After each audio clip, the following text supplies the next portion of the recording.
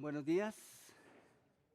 Hoy estamos comenzando una nueva serie y la hemos llamado Miedo. ¿Por qué haríamos una serie titulada Miedo si estamos rodeados de valientes, cierto? ¿Cuántos de ustedes tienen miedo o han sentido miedo? Por eso hacemos una serie titulada Miedo, ¿cierto? Mi hermano siempre decía, él es mayor, siempre me decía, nada de nervios, que tiemblo, ¿sí? Y simplemente él lo hacía porque quería darme confort, quería darme seguridad, afirmación en un momento de temor, pero él, como yo, también tenía temor, solo que sentía la responsabilidad como hermano mayor de cuidar a su hermano menor. Pero es natural que todos nosotros en algún momento de nuestra vida hemos sentido temor, ¿sí? Algunos, de hecho, en este mismo momento quizá estamos luchando con una situación que nos produce temor, ¿sí? Que nos da miedo cuando pensamos y cuando enfocamos en esas cosas. A decir verdad, no es bueno reconocer que tenemos miedo, ¿cierto? Pero lo que sí es bueno es que si nosotros tenemos miedo, alguien nos ha ofrecido llevar esos miedos. Si nosotros tenemos miedo, Jesús, Dios promete ayudarnos con nuestros miedos. Si nosotros no tenemos miedo, seguramente vamos a sentirnos autosuficientes y capaces de llevar todo cuanto viene a nuestra mente adelante. Y eso puede ser peligroso. Entonces, Jesús, cuando vio a sus discípulos, incluso temerosos, en repetidas ocasiones les dijo, no teman. Y en repetidas ocasiones, o por lo menos en una o dos, muy puntualmente les dijo, vengan a mí los que están trabajados y cargados, y yo os haré descansar. Y lo mismo ha prometido Dios con cada uno de nuestros miedos, con cada uno de nuestros temores. Entonces, en los boletines, si ustedes recibieron un boletín a la entrada, un papelito, hay dos preguntas. La primera pregunta es, ¿a qué le temes? Y si tienes un esfero en tus manos, la idea es que no te desconectas de aquí al frente, pero si puedes ir pensando en esas cosas que te dan miedo, que te dan temor, puedes irlas escribiendo. Y al final, en el tiempo de Creciendo Juntos, esta mañana vamos a tener un espacio en donde vamos a poder compartir esas cosas. Así que si puedes escribir y mantener la atención, genial. Si no, preferiría que mantuvieras la atención y que después pudieras en algún momento hacer la lista, ¿vale? Y piensen en esas cosas que les abruman. Piensen en esas cosas que les bloquean, que les quitan la paz, que les quitan el sueño, y hagan una lista. Y la segunda pregunta es, ¿qué logra ese temor en ti? Si tienes un temor, si tienes miedo a algo, ¿cuál es el resultado de ese temor, de ese miedo en tu vida? ¿Qué produce en ti? ¿Y de qué forma te limitan esos miedos? Cuando nosotros tenemos miedo de algo, simplemente nos limitamos, nos bloqueamos. Algunos miedos son más fuertes que otros, pero quisiera que ustedes, que se conocen mejor, hicieran y trabajaran en esa pequeña lista. Y les digo que uno no necesita ser experto en las Escrituras para notar que muchas de las personas que nosotros vemos desde el Génesis hasta el Apocalipsis, incluso los grandes hombres de la Biblia, en algún momento tuvieron miedo. Eso nos da un poco de consuelo, ¿cierto? Por lo menos a mí me hace sentir bien que el apóstol Pedro tuvo en algún momento miedo. Incluso podemos decir que Pedro se sintió fracasado en su intención de dar la vida y proteger la vida de su maestro. ¿Ustedes recuerdan la escena? ¿Qué ocurrió? Pedro dijo, si es posible, voy hasta la muerte contigo. Y después negó 3 veces a Jesús. ¿Por qué? Porque tuvo temor, tuvo miedo de ser descubierto. Lo negó en 3 ocasiones cuando lo quisieron acusar de que era amigo y que andaba con Jesús. ¿Por qué el hombre que incluso estuvo dispuesto a sacar su espada, cortar una oreja de un soldado romano por defender a Jesús, en algún momento, un poco más adelante, está tan llevado por el miedo, por el temor, por el pánico, tal vez por las dudas, que es incapaz de cumplir la promesa que le había hecho a Jesús. Pedro tuvo temor. Moisés tuvo miedo, o mejor, tuvo pánico escénico. ¿Recuerdan ustedes cuando Dios le dijo y le dio la espectacular noticia de que Él iba a ser la persona que iba a usar para sacar a su pueblo de la esclavitud? Y Moisés tuvo miedo, tuvo muchísimo miedo. Y de hecho, ¿ustedes recuerdan una excusa que él dio? Soy tartamudo. Básicamente le dijo a Dios, soy tartamudo. Ahora, ¿eso significa que Moisés no hablaba? Sí, hablaba, tal vez con un poco de dificultad. Pero quiero que imaginemos un momento. ¿Ustedes creen que Moisés tenía el mismo miedo a hablarle a otra persona? ¿O sentía ese mismo pánico de hablarle a cualquier persona? La Escritura no nos dice nada al respecto. Pero ¿saben qué? Sí me parece interesante que gran parte del temor que sentía Moisés era porque tenía enfrente ¿a quién? Al faraón, al hombre más poderoso de la tierra en su momento. ¿Notan ustedes cómo algunos de nuestros miedos no son productos de nuestra limitación, sino de lo que proyectamos al frente? Eso es un punto interesante. Muchos temores es porque nosotros estamos, o una, enfocando demasiado en nosotros mismos y en lo que somos, y lo segundo es porque enfocamos demasiado en los demás y en lo que está afuera. Entonces, pues pensar en esas cosas de una u otra forma nos lleva a sentir un poco de tranquilidad. Bueno, si ellos tuvieron temor y caminaron con Dios, pues a nosotros, ¿qué nos haría diferentes? Eso es interesante. No obstante, la parte importante cuando menciono a estos hombres es todo el proceso que ellos vivieron.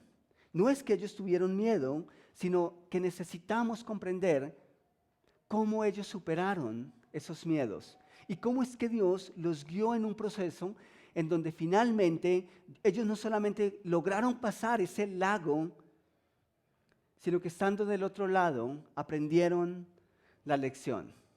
No basta con pasar chapaleando. Es importante llegar al otro lado y tomar nota, haber aprendido la lección para futuras ocasiones. Entonces, entendamos un poquitico el término temor. En nuestra lengua usamos muchos sinónimos y la verdad es que temor tiene muchísimos sinónimos, pero en la Biblia, cuando nosotros encontramos la palabra temor, también es sinónimo de miedo, de pánico, de terror.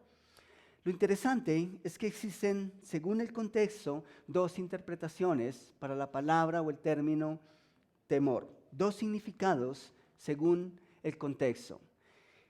El primer significado de temor tiene que ver con miedo, tiene que ver con todo lo que ya hemos hablado. Un Pedro que niega a Jesús y que luego va al patio de la casa a llorar amargamente. Un Moisés que dice, ¿en serio? ¿Yo? Escasamente me hago entender. Y Faraón es un hombre bien hablado, estudiado, en fin, el hombre más poderoso. ¿Cómo se te ocurre, Dios, hacer algo parecido conmigo? ¿Recuerdan qué fue lo que pasó con Adán y Eva cuando pecaron?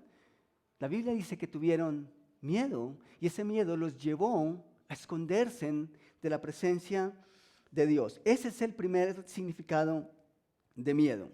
El diccionario lo define como la sensación de angustia provocada por la presencia de un peligro real o imaginario. En el caso de Moisés, ¿cuál era su peligro?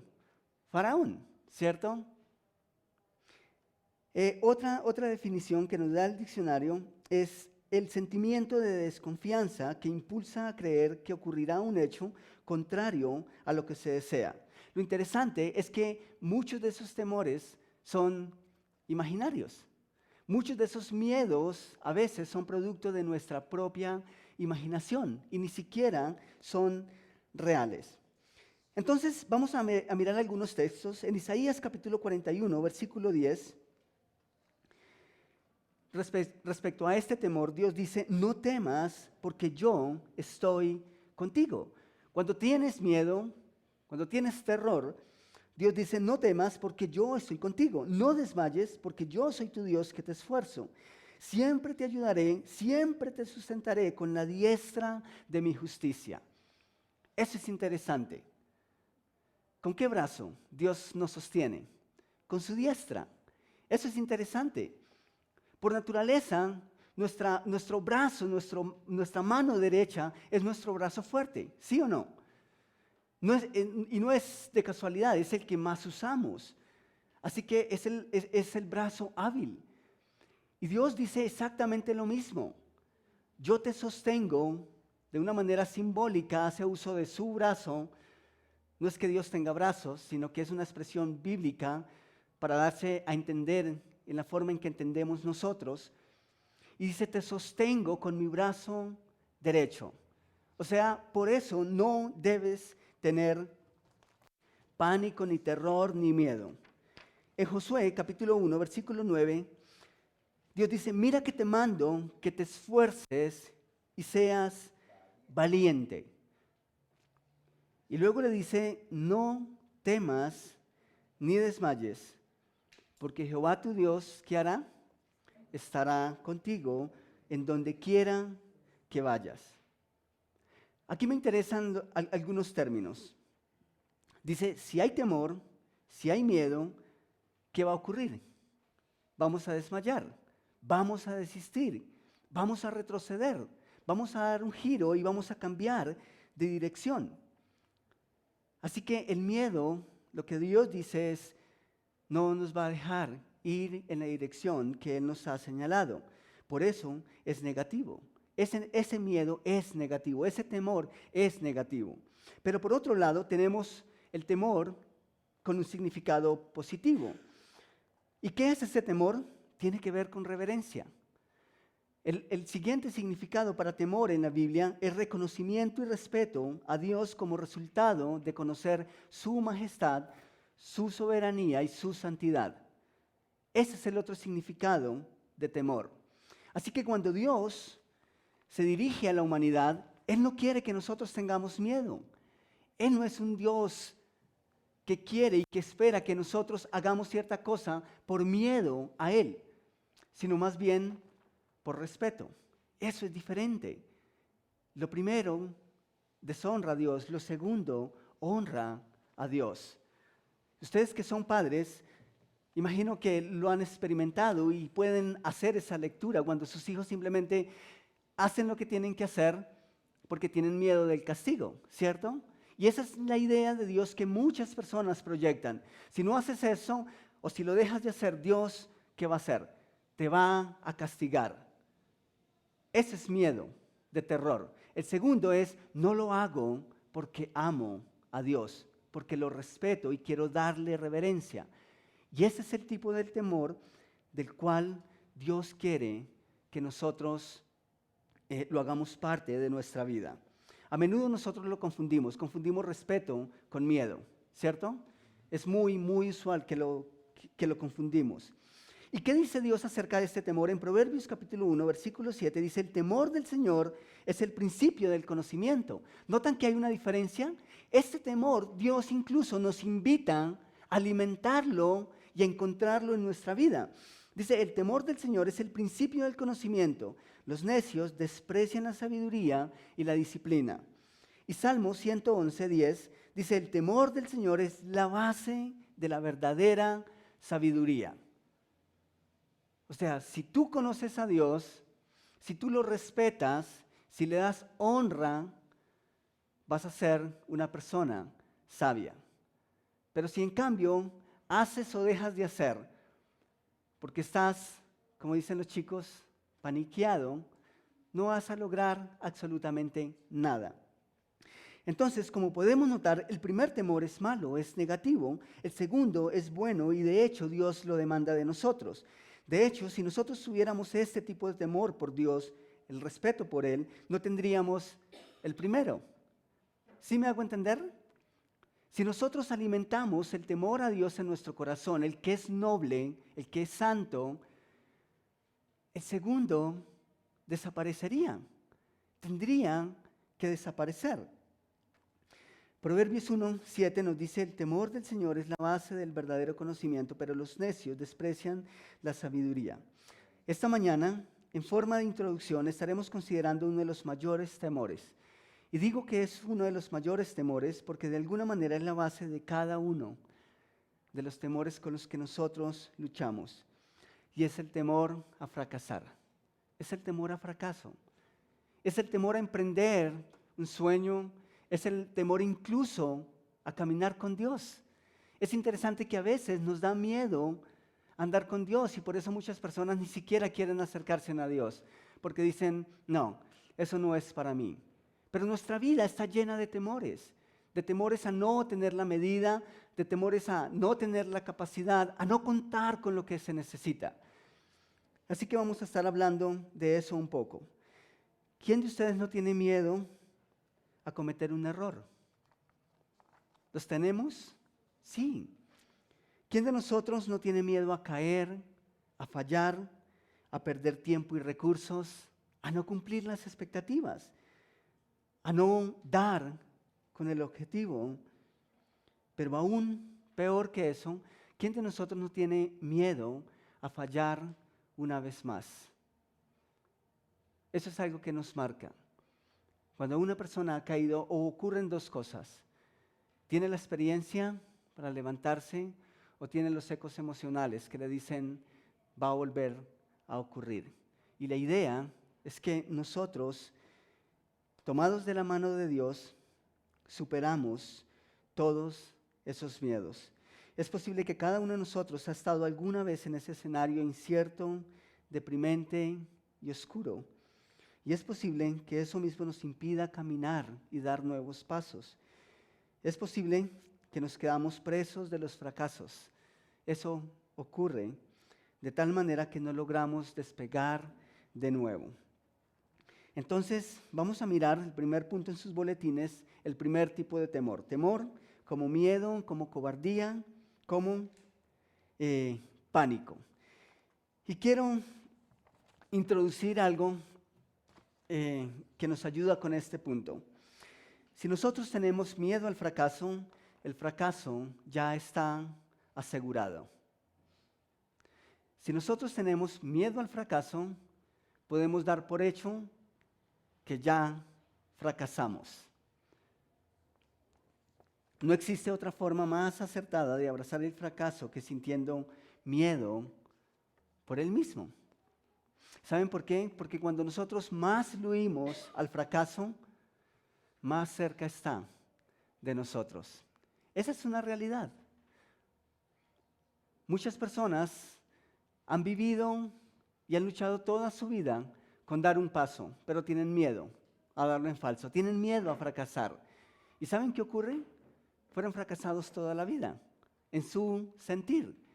¿Por qué? Porque nunca dieron el paso por miedo a fallar, por miedo a caer.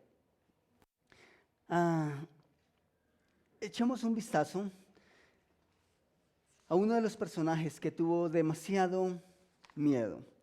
En Números, capítulo 13, versículos 25 al 31, leemos lo siguiente. Dicen, después de explorar la tierra durante 40 días, los hombres regresaron a Moisés. Ahora, Dios le había prometido, eso es interesante porque era el plan de Dios. Y es algo que vamos a notar, eso era directamente el plan de Dios. Dios los había mandado. Dios les había dicho, yo tengo una tierra especial para ustedes porque son mi pueblo amado. Y ellos tuvieron miedo. Y Dios le da la instrucción a Moisés de que envía a unos hombres a explorar esa tierra. Y la idea de explorar esa tierra no era para determinar si entraban o no. Esa no era la idea de que fueran exploradores. La idea de que fueran espías era al contrario, para que se dieran cuenta que efectivamente era una tierra donde fluían la leche y la miel, y que era una tierra que Dios había prometido y que por ende no había marcha atrás. Y noten lo que pasó con esos espías. Fueron durante 40 días y luego regresaron a Moisés y a Aarón y a toda la comunidad de Israel en Cádiz, en el desierto de Parán. Informaron a toda la comunidad lo que vieron y le mostraron los frutos que tomaron de la tierra. Eso era interesante. Ellos tomaron frutos y los llevaron a la comunidad como evidencia para que se animaran. No me imagino la condición de esos frutos. Y dice, este fue el informe que dieron a Moisés. Entramos en la tierra a la cual nos enviaste a explorar y en verdad es que un país sobreabundante, impresionante, un país maravilloso como Colombia, una tierra donde fluyen la leche y la miel. O sea, ¿Dios les había mentido? No. Dios les había hecho una promesa y ahora ellos la estaban confirmando, la estaban corroborando. ¿Ustedes se imaginan? Algo que parecía tan lejano, algo que parecía imposible y de repente estás justo ahí y estás tomando esos frutos, estás divisando esos terrenos. Debió haber sido maravilloso. Y dice, aquí está la clase de frutos que allí se producen.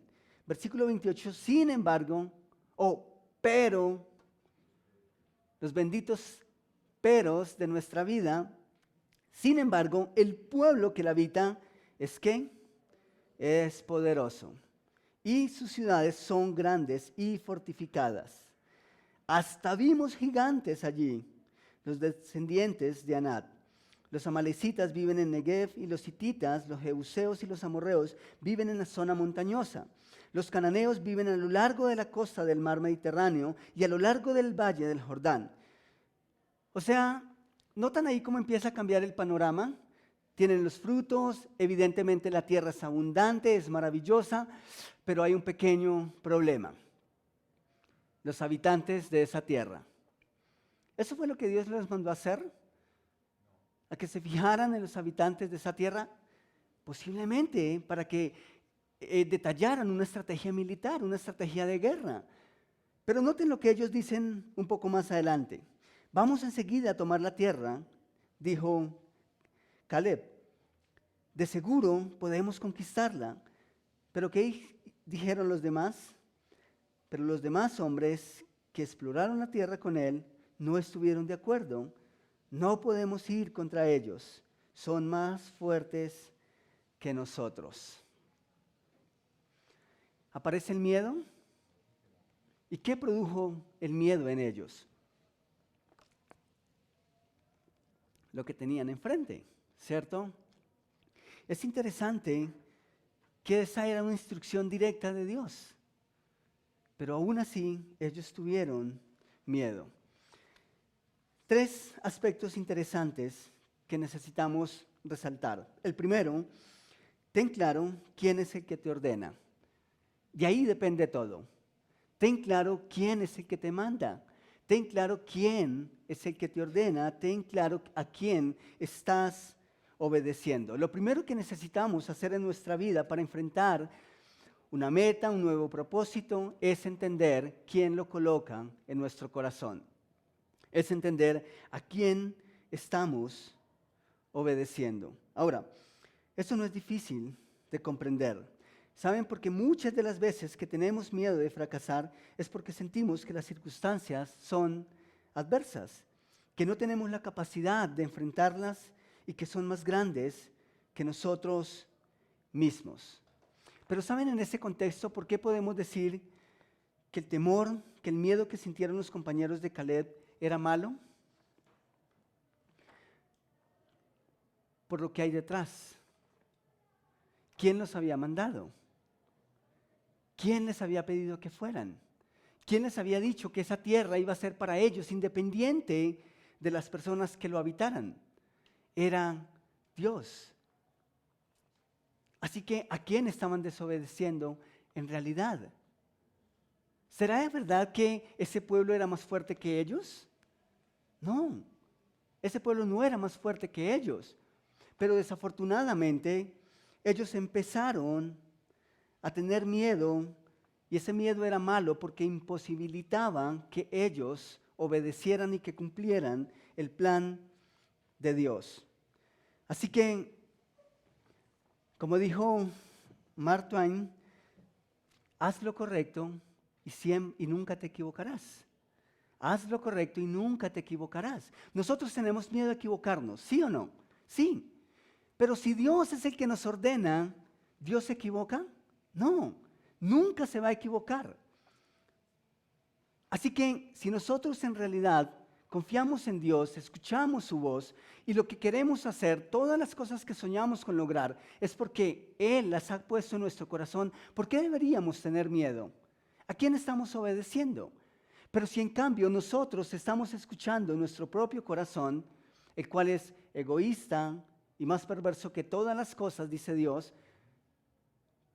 ¿tenemos razón para tener miedo? Toda la razón. Así que tenemos que tener claro e identificar primeramente a quién estamos obedeciendo. En segundo lugar, necesitamos tener cuidado de enfocar demasiado en nosotros. Eso fue un problema para el pueblo de Israel. Cuando nosotros enfocamos en nosotros mismos, podemos encontrarnos con un opositor mayor o con uno menor y podemos confiarnos. Con una prueba mayor o con un reto que es mucho más grande y es natural que el miedo aparezca.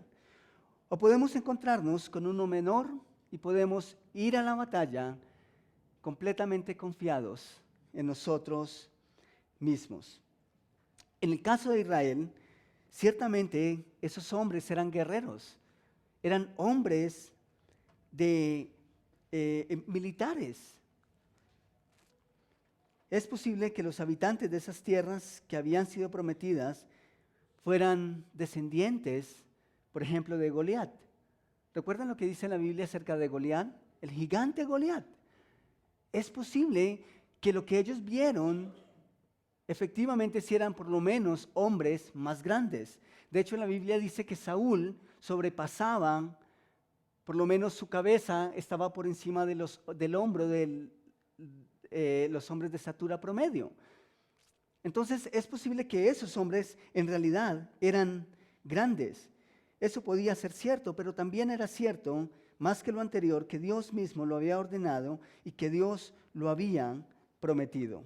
Entonces, cuando nosotros enfocamos en nosotros mismos, a veces vemos solo eso, casos perdidos, batallas perdidas y quizá muchos ecos emocionales. Pero un poco más adelante, en Josué capítulo 7, versículos 2 al 7, es otra pelea, es otra batalla que ellos tienen. Y dice que Josué envió a algunos de sus hombres desde Jericó para que espiaran la ciudad de ahí, que está en el oriente de Betel, cerca de Bet-Aven. Cuando regresaron, le dijeron a Josué, no tenés informe, no es necesario que todos vayamos ahí. Bastará con 2,000 o 3,000 hombres para atacar la ciudad, dado que ellos son tan pocos, no hagas que todo nuestro pueblo se canse teniendo que subir hasta allí. ¿Qué está pasando ahí? ¿Qué pasó al principio? La Biblia dice que en aquella ocasión, cuando Moisés envió a los espías, ellos tuvieron miedo porque consideraron el ejército opositor más grande que ellos. Pero noten lo que está pasando aquí. Aquí ocurre exactamente lo contrario. Vemos a un enemigo tan pequeño, vemos los sueños tan pequeños, vemos las metas tan pequeñas, que decimos, yo lo puedo hacer, no hay problema, eso para mí es sencillo. El versículo 4 dice, así que enviaron a unos 3,000 guerreros, pero fueron completamente derrotados. Los hombres de ahí persiguieron a los israelitas desde la puerta de la tierra hasta las canteras y mataron como a 36 que iban en retirada por la ladera. Los israelitas quedaron paralizados ¿de qué? De miedo ante esto. ¿Y su valentía qué pasó? Se desvaneció. ¿Cuál fue el error? ¿Cuál fue el problema? ¿Saben cuál fue el problema? Que cada vez que ellos hicieron una autoevaluación fue desmesurada. Cada vez que ellos se evaluaron a sí mismos, fallaron. Por un lado, dijeron, no podemos. Por otro lado, dijeron, ¿qué más da? Podemos hacerlo. No hay ningún problema. Me pregunto si Caleb también vio gigantes. ¿Ustedes creen que él vio gigantes? Tal vez. Pero él vio mucho más allá de los gigantes. Me pregunto si Caleb en algún momento tuvo temor, tuvo miedo. Me imagino que como hombre eso pudo ser posible. Pero Caleb vio mucho más allá. Y es la tercera reflexión. Ten presente que Dios siempre será más fuerte que nuestros miedos, que nuestros temores. ¿Cuántos hombres iban con Caleb en la primera exploración? Iban 12. 10 dijeron que era imposible. Y 2 vieron lo que Dios les permitió ver. Si nosotros estamos enfocando en nosotros mismos, créanme que va a ser difícil que veamos lo que Dios está viendo y lo que Dios nos está poniendo enfrente. Pero 2 de esos hombres vieron más allá. Esos hombres no vieron ni siquiera lo que ellos eran, ni siquiera cuántas personas habían enfrente. Caleb pudo recordar que lo que importaba era a quién obedecía, quién era el que les había dado ese sueño. Así que por eso tuvo el valor de continuar. En algo ellos tenían razón. Sus enemigos eran más grandes y quizá más poderosos que ellos, pero no eran más fuertes que Dios, que la persona que los había enviado. Así que no fue ni siquiera la planeación, porque incluso lograron prever que el enemigo era fuerte. Así que a veces el fracaso no depende del plan, porque a veces nosotros creemos que todo depende del plan, ¿cierto? Pensamos que el éxito se debe a una estructura, a la planeación, y sí, eso es importante, pero a veces no depende de si el plan es bueno o no, sino de quienes conforman el plan. Eso es lo que realmente importa. Y seguramente esos hombres tenían una estrategia y por eso fueron a explorar. Pero no siempre el éxito depende del plan, sino de quienes conforman el plan. Y evidentemente en su plan Dios no estaba. Si hubiese estado Dios, ellos habrían creído que Dios era más fuerte y habrían visto a Dios antes que a los gigantes. Pero parece que Dios por un momento desapareció de sus planes. A propósito, tengo una pregunta. ¿Ustedes creen que Faraón alguna vez le creyó a Moisés? ¿Le creyó o no le creyó? Cuando nosotros miramos la escritura, Faraón nunca le creyó a Moisés. Es más, sus hermanos, sus coterráneos le creyeron a Moisés, menos. Casi que nadie le creyó al pobre Moisés. Pero por lo menos Faraón no le creyó. Y uno podría decir, si ves, Moisés tenía razón, Dios. Pobre Moisés, un hombre fracasado a quien Faraón nunca escuchó. La pregunta ahora es, ¿Dios se equivocó con Moisés? Entonces, ¿Moisés fracasó porque Faraón nunca lo escuchó? No. Ahí es donde está gran parte del problema en nuestras vidas, en la forma en que nosotros interpretamos nuestros fracasos y nuestras caídas. Nosotros basamos el éxito en números y en estadísticas. Dios lo mide por nuestra capacidad de obedecer y confiar plenamente en que sus planes son los mejores para nosotros. Aquí está la razón por la cual Dios no se equivocó y por la cual Moisés nunca podemos verle como un fracaso. Quiero leerlo nuevamente. Nosotros basamos el éxito en números y en estadísticas. Dios lo mide por nuestra capacidad de obedecer y confiar plenamente en que sus planes son los mejores para nosotros.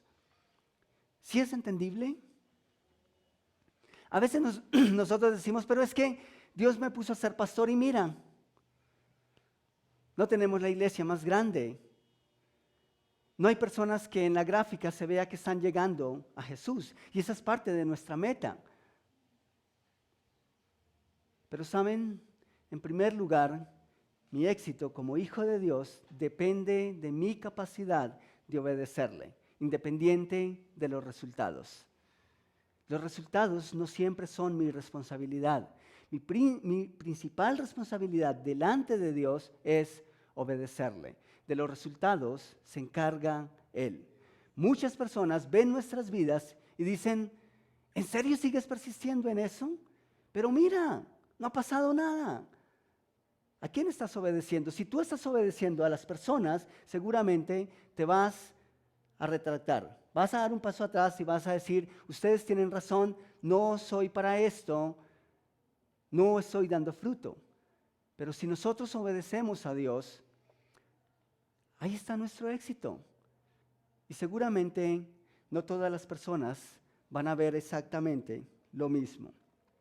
Entonces, punto número 2, respeto o temor, como respeto, como reverencia y como reconocimiento. Insisto, necesitamos reverenciar a Dios, tener ese temor de Dios y obedecerlo para hacer que ese primer temor desaparezca. Sus planes siempre van a ser mejores que los nuestros. A mí me gusta tomar decisiones. ¿A ustedes les gusta tomar decisiones o tienen miedo?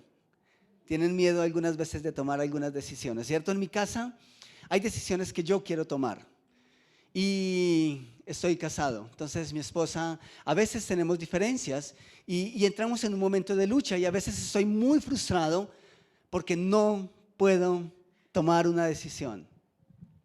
Y luego mi esposa dice, ok, es tu responsabilidad, eres el hombre de la casa, entonces está bien, toma la decisión que tú creas correcta. Y adivinen qué pasa. Ahí, justo en ese momento, yo quiero decir, decidamos los dos. ¿Saben por qué? Porque tengo miedo de enfrentar las consecuencias solo. Eso es natural, humanamente es natural. De una u otra forma nos sentimos más cómodos cuando alguien nos dice, si nos equivocamos los dos. No queremos caer solos, ¿cierto? Y de una u otra forma, no es casualidad que cuando nosotros fallamos decimos, ¿sí ves? Te lo dije. Porque de una u otra forma queremos que alguien esté con nosotros aún cuando nos sentimos fracasados. Eso alivia un poco nuestro sentimiento. ¿Saben en qué me hace pensar eso? En que es importante un aliado. Es importante que alguien esté con nosotros. ¿Y saben qué es lo importante? Cuando nosotros obedecemos a Dios, nosotros no tomamos las decisiones. Dios las toma. Así que si se equivoca, ¿quién se equivoca?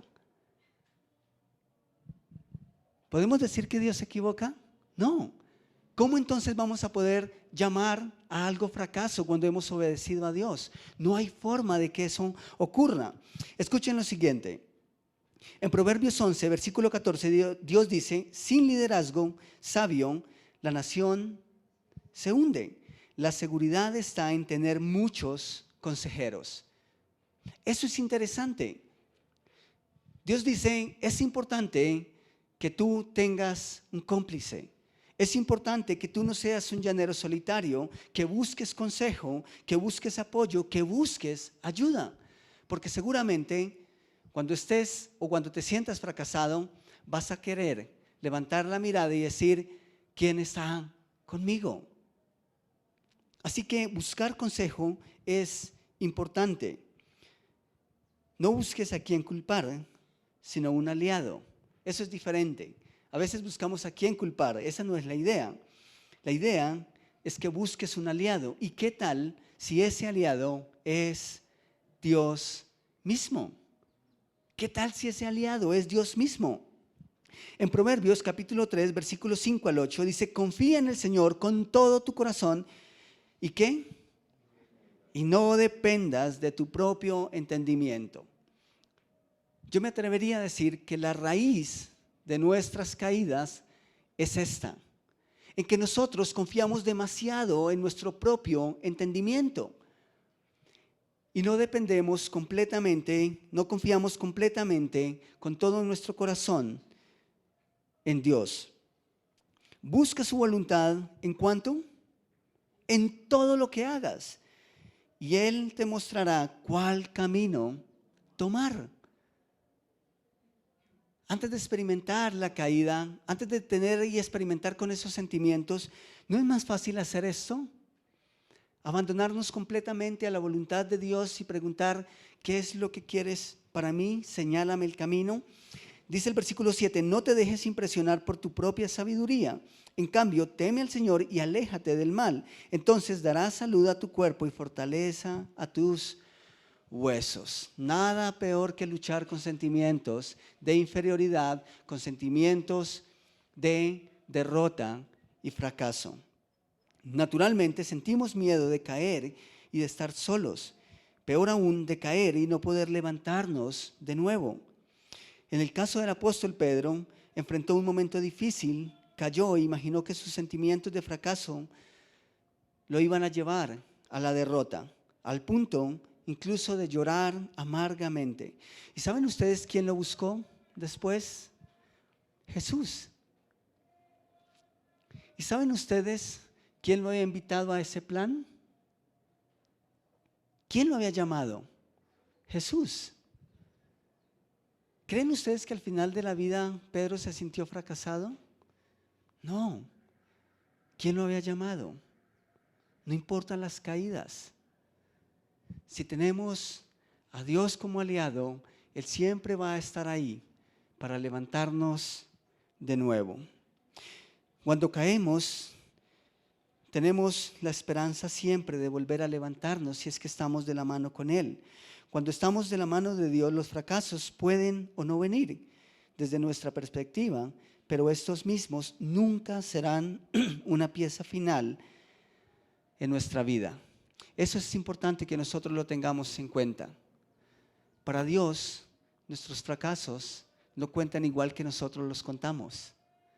De hecho, no hay un momento en la Biblia en la que Dios haya contado los fracasos de uno de sus hijos.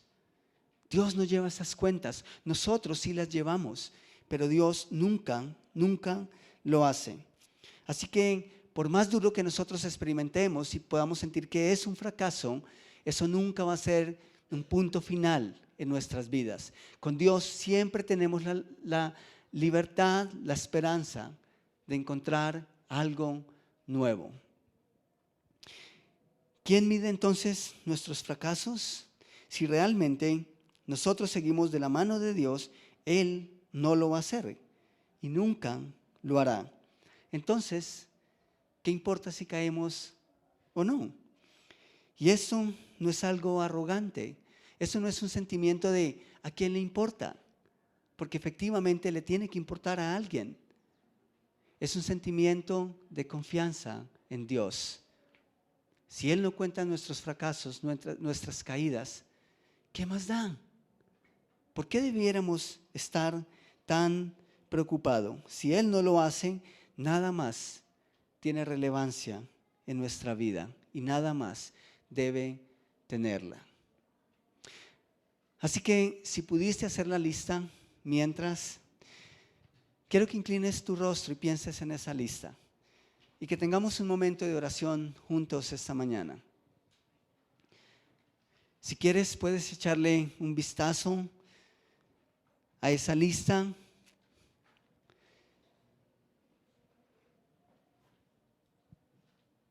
Y pensar, ¿qué originan esos temores? ¿Por qué tienes miedo? ¿Por qué te da tanto temor? ¿A quién estás obedeciendo? Tal vez tienes miedo de emprender un nuevo proyecto. ¿A quién le estás escuchando? ¿A quién estás creyendo? ¿Son tus propios deseos? ¿O tienes una relación tan íntima con Dios que es capaz de discernir que ese es su plan, que es su sueño y no es el tuyo? ¿Tienes miedo tal vez del pasado y te afecta para continuar y tomar decisiones al futuro, al presente? Dios dice que tomó nuestro pasado y lo pone bien, bien lejos. Nuestro pasado es pasado. Y Él dice que sus misericordias son nuevas cada día. No importan las caídas del pasado. Los ecos emocionales para nosotros a veces están ahí, pero no deben marcar nuestro camino en el presente y futuro. ¿Cuáles son tus miedos? ¿Cuáles son tus temores? Dios esta mañana nos dice, no temas. Y si me conocieras de verdad, ¿por qué deberías temer? Tus temores, tus miedos no son más grandes ni más fuertes que yo. Eso es lo que Dios dice esta mañana y por eso Él tiene toda la autoridad de decirnos, no temas, porque yo soy tu Dios que te sostengo, que te soporto, que te doy provisión, que te doy energías, que te doy lo que necesitas para cumplir mi sueño contigo, para cumplir mi propósito contigo. Padre, imagino que cuando encontraste a Pedro de nuevo, Pedro ni siquiera quería mirarte a los ojos. Es natural de alguien que se siente derrotado. Y tú levantaste no solamente su cuerpo, levantaste su mirada. Y a partir de ese momento nosotros vemos a un Pedro que si antes era terco, ahora no se doblega ante nada. Porque entendió que él no era fuerte en sus propias fuerzas, sino en ti. Y que si tú le habías dado un plan, no importa lo que pase. No importa si sentimos o sentía que caía. Entendió solamente que eso era parte del plan y que su éxito, que su resultado solo dependía de la obediencia y de seguir tu plan, no de los resultados que pudiera haber. Imagino, Señor, que un Moisés estuvo con mucho miedo al sentir que tenía que hablar a un hombre que de hecho tenía mucha sabiduría, o por lo menos conocimiento, inteligencia, y que tenía poder. Pero luego tú le dices, yo mismo iré contigo y seré tu boca y seré tus palabras. No sé si Moisés lo entendió en ese momento, pero estoy seguro que lo entendió después, porque finalmente tú hiciste la tarea, no Moisés, pero Moisés te obedeció. Y eso es lo que importa. Y es lo que importa para cada uno de nosotros. No importa lo que diga la sociedad, lo que digan las personas, lo que diga incluso la iglesia. Cuando nosotros hemos escuchado tu voz y te seguimos en obediencia, seguramente muchas personas, incluso cercanas, van a decirnos que no es por ahí. Pero lo que nos fortalece es escuchar tu voz y estar seguros de que te seguimos por sobre todo y por sobre todos. Así que yo te pido, Padre, porque el escuchar tu voz, porque el resultado de una relación íntima contigo, de una relación que goza en armonía, sea el resultado de ir en la dirección que nos has enviado y que nada ni nadie, Señor, nos pueda detener. Muchas, muchas gracias por tu palabra. En el nombre de tu Hijo, amén.